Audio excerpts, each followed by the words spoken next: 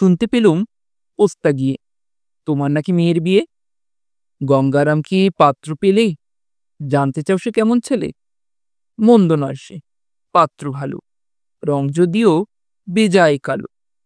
তার উপরে মুখের গঠন অনেকটা ঠিক প্যাঁচার মতন। বিদ্যে বুদ্ধি বলছি মশাই, ধন্যী ছেলের অধ্যবসায়। 19টি বার ম্যাট্রিকে সে ঘায়েল হয়ে থামল শেষে। বিষয় আশয় গরিব বেজায়, কষ্টে শিষ্টে দিন চলে যায়।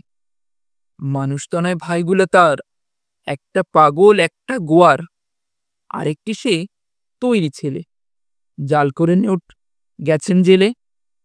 কনিষ্ঠটি তবলা বাজায়, যাত্রা দলে 5 টাকা পায়, কিন্তু তারা উচ্চ ঘর, কংসরাজের বংশধর।